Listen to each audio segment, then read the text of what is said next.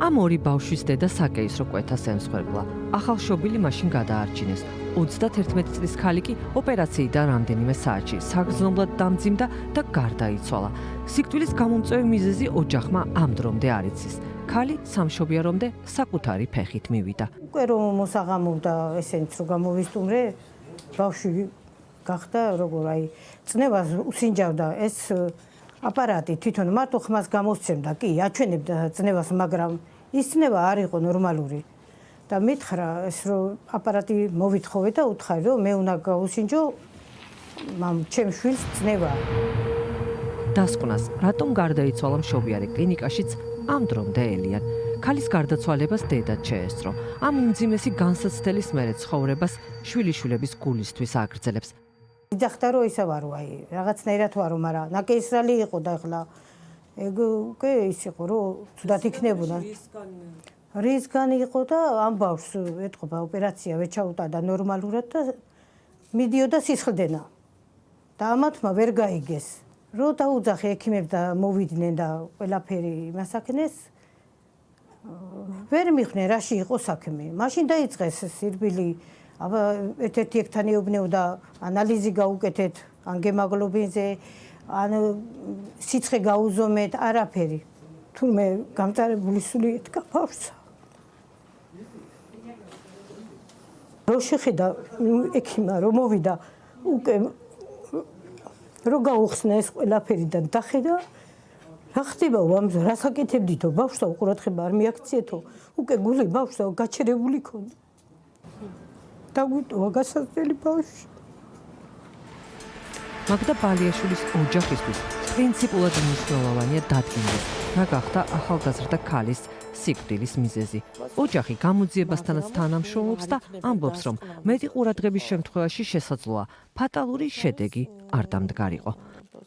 დღემდე არ არის სამედიცინო დასკვნა რაც აფუძვას მოგწევს, რომ კონკრეტულად დავადგინოთ კომპლექსური ექსპერტიზა უნდა ჩატარდეს ასე დროს, რომ დადგინდეს რა იყო სიკვდილის მიზეზი. მაგრამ სიკვდილის მიზეზი გავიგე, შეიძლება რაღაცა იყო, მაგრამ უყურადღებობა რო დიდი იყო, ამასთან არ გვაქვს ჩვენ პრობლემა, როცა იცი შენ საოპერაციო კვეთაზე, საკეისრო კვეთაზე დამძიმდა შენი პაციენტი, გამოიყვანე ღვთისყალობით, ცოტა უკეთ შეიქმნა და შენი მორიგე ექიმი საერთოდ ყველა იხურავთ ქუდს და მიდიხართ და მორიგე ექიმიც არასრულებს თავის მოვალეობას. ამ ტრაგიკული შემთხვევის მერე გორმეთში სამშობიარო დეპარტამენტი დაიხურა. სამედიცინო დასკვნის მოლოდინში გადის თვეები და ოჯახმა ამ დრომდე არ იცის რა მოხდა. წელიწადი და 7 თვე გავიდა რა უშედეგოთ და რავი ტანჯული დღეები და რავი თელი ბედურობა და რავი მოდივარ უძლებს ცხოვრებას ჩემი შვილების გამო და რავი მინდა რომ ყველაფერი ჩატარდეს ხუთიანზე ექსპერტიზაც ყველაფერი რომ დაისაჯონ სულ ყველა ვინც დამნაშავეა და ვისაც წვრილი მიუდის. მაგდა ბალიაშვილის ექიმს, ვინც საკეისრო კვეთა ჩაატარა, ცხადია, ეს ოპერაცია ახსოვს. ამბობს, რომ დასკვნას თვითონაც სულ მოუთქმელა დელის და აინტერესებს რა მოხდა, მაშინ როცა მან პაციენტი პალატაში სტაბილურ მდგომარეობაში დატოვა. ეს ძალიან უცნაური შემთხვევაა, ვერ გეტყვით, ახლაც დაუდგენელია, რითი მოხდა ქალი. სავარაუდოდ ვერ გეტყვით, ეგუნა ექსპერტიზა უნდა დაადგინოს, სისხლდე რა არ ყოფილა. არ ვიცი, უცბად რამ გამოიწვია გულის გაჩერება, ძელი სათქმელია. შესაძლოა 6 საათისთვის წავედი სახში, საშვილოს დოსნახე დრენაჟი, ყველაფერი წრევად ისის და კარგად და შესაკვებიც მიიღო. ეჭვი გვაქვს, რომ რაღაცა კუჭუკანა ჭირკვლის პრობლემა იყო. ამ რეპორტაჟის გმირები მძიმე ან გარდაცვლილი პაციენტების ოჯახის წევრები არიან. მათთან ერთად ექიმებიც სრული ბალანსისთვის და იმისთვის, რომ იქნებ მივიღოთ პასუხები რა მოხდა. კიდევ ერთი ქალის მძიმე სამედიცინო ისტორია მაშინ იწყება, როცა 91 წლის ბაილი ლოსაბერიძემ ფეხი მოიტეხა. დედა იძახდა ფეხზე უფრო ძალიან ტკივა წელი, მიშველეთ წელი მტკივა. არ ვიცი, არ აქცევდნენ ყურადღებას. მეორე დღეს თითქმის ზუსტად 15 საათის შემდეგ ჩატარდა ოპერაცია. ფეხი ჩაუტარდა ოპერაცია მხოლოდ ბარძაყის ძვალზე. ორმხრივი პნევმონია დაგვერთო თან და ყველაფერი თუ რამე შეიძლება და გართულება ყოფილიყო. ჰელსინკოში 27 დღე უწყვეტად მკურნალობდა. მერე სახლში გაეწერა და გაუსაძლისი ტკივილებისა და დამძიმებული ჯანმრთელობის მდგომარეობის გამო ისევ სხვა კლინიკაში მოხვდა. რა ხდება ისეთ საშიად დატოტკივა წელი. მოვიდა ეს რეაბილიტოლოგი, გასინჯა დედა, ჩაუტარა რაღაც манипуляციები, არ ვიცი და ამბობს, არაფერი ამას არ ჭირს, ეს არის ფსიქოლოგიური პრობლემა. დედას თურმე დაცემის დროს ქონდა ხერხემლის მესამე მალის ღია მოტეხილობა, რის გამოც ქალი დღეების უტიროდა წელი მტკივა, ეძახდნენ ფსიქოლოგიური მომენტი გაქვს. არ გადაუღეს მიმღებში კატე, როგორც ჩანს, არა და 15 საათი ქონდა დრო იმისთვის, რომ კატეც გადაეღოთ, კვლევებით ჩაეტარებინათ. 91 წლის პაციენტის ამბავი. კლინიკა ჰელსინკორის კლინიკურ დირექტორსაც ვკითხეთ. პაციენტს გადაუღეს თუ არა მაგნიტორეზონანსული კვლევა კატე დროულად. როგორ განვითარდა სეფსისი, ან რა ხდებოდა ზოგადად. მთელი 27 დღის მანძილზე მძიმე პაციენტის ირგვლივ. კლინიკური დირექტორის პოზიცია ასეთია.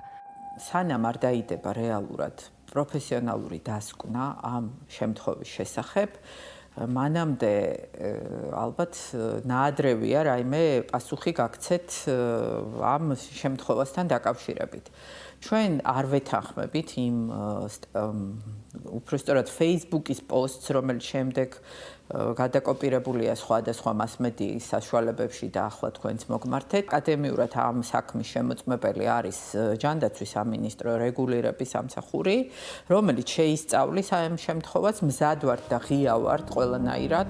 უმძიმესი სამედიცინო თავგადასავლის მსხვერპლია ახალგაზრდა ქალი, რომელმაც 2024 წელს 64 წლის დედა ნანა ჭაბაშვილი დაკარგა. მარწმუნებდნენ, რომ მისი ერთადერთი გადარჩენის გზა იყო ოპერაცია ლევან აროშიძემ ჩაატარა წარმატებით და პალატაში გადაყვანილი დედა უკვე დაუმძიმდათ. ოპერაციის გააკეთებიდან 14 დღე იცხოვრა დედა ჩემმა და დაუმძიმდა მდგომარეობა და უკვე დღე-დღეზე გაწერის დროს მირეკავენ და მითხრეს, რომ დედა გარდაიცვალა. მე ვფიქრობ, რომ მანდი იყო მთავარი თირკმლის ფუნქციის დარღვევა, რომელზეც ექიმებს გამორჩათ. დედის გარდაცვალების ამბავს მისი ერთადერთი ქალიშვილი გვიზიარებს და უბრალოდ ითხოვს სამედიცინო სისტემაში დაგროვილ ხარვეზებზე მეტი იფიქრონ. მეტად უნდა კონტროლდებოდეს, რა თქმა უნდა, სამედიცინო სისტემა, კლინიკების შემოწმება უნდა ხდებოდეს, ასევე ექიმების კვალიფიკაციის ამაღლება ყველა სფეროს მიმართულებით აბსოლუტურად. პაციენტი ნანა ჭაბაშვილი კლინიკა ჰელსინკორში ახლაც ახსოვთ. ამბობენ, რომ უშეცდომო ვერცერთი ადამიანი ვერ იქნება, მაგრამ საქმე გულგრილობასთან არ გვაქვს. ამ პაციენტის მოვლა და მისი სიცოცხლისთვის ბრძოლა დიდხანს გრძელდებოდა. უმძიმესი პაციენტი იყო, სადაც აი ამაზეც არ მინდა უბრალოდ ხა კონკრეტულად ვისაუბრო პაციენტზე, ესეც მზად ვართ, ღია ვართ. რეგულირების მიმართ, ჯანდაცვის სამინისტროს მიმართ გაიწვიოს ეს დოკუმენტაცია, შესწავლილი ამ პაციენტის მდგომარეობაც და რა ვიცი, აი მერე ვისაუბროთ. ბოლო მძიმე ამბავი კი 2 დღის წინ მოხდა. ქუთაისში მშობიარობის გართულებების შემდეგ ახალგაზრდა ქალი გარდაიცვალა. ეს რეპორტაჟი სამედიცინო დასკვნების მიღმა იმაზეა, რატომ დგება ამდენი სიკვდილი ამ ქვეყანაში. ნოველები ვითაა სამედიცინო სისტემის თავგადასავლებზე მიწისქვეშეთიდან. არც ვინმეს მით უმეტეს წინასწარ დადანაშაულება და თავდასხმაა ჩვენი мотиваცია. არც დაუნდობელ შაუბნელ ამბებზე წერა მიხარია და არც პაციენტებსა და ექიმებს შორის უნდობლობის ხელოვნური გაჩენა მინდოდა. ექიმები თუ მარტო კლავენ, რა არ წავალ საავადმყოფოში და იქ პაციენტი, რომლის გადარჩენა ჩვენ შეგვეძლო, ამ დროს დავკარგოთ რა. სანამ ეს DRG სისტემა არ მოხდა და ეს საყოველთაო დაზღვევა, მანამდეც პაციენტს უჭირდა ექიმამდე რაღაც ნაბიჯის გადადგმა და ყველა ესეთი არაპოზიტიური რეპორტაჟი იქნება მასმედიაში თუ ტელეგადაცემა, აშორებს პაციენტს ექიმს, აშორებს, ანუ ნდობას უკარგავს. ექიმსა და პაციენტ შორის უბსრკულების გაჩენის ნაცვლად ეს სიუჟეტი პირიქით ამ უბსრკულების შესავსებად ჩავიფიქრეთ. რეპორტაჟი მგონი უფრო იმაზე იყო, როგორ სულ სღაფავს პირველადი ჯანდაცვის სისტემა და რამდენი რამ მედიკამენტები აღჭურვილობა სჭირდება კლინიკებს, ექიმებსა და პაციენტებს ამ ქვეყანაში და კიდევ იმაზეც, რა შეიძლება მოიტანოს ერთი ადამიანის გულგრილობამ მეორე ადამიანის ცხოვრებაში.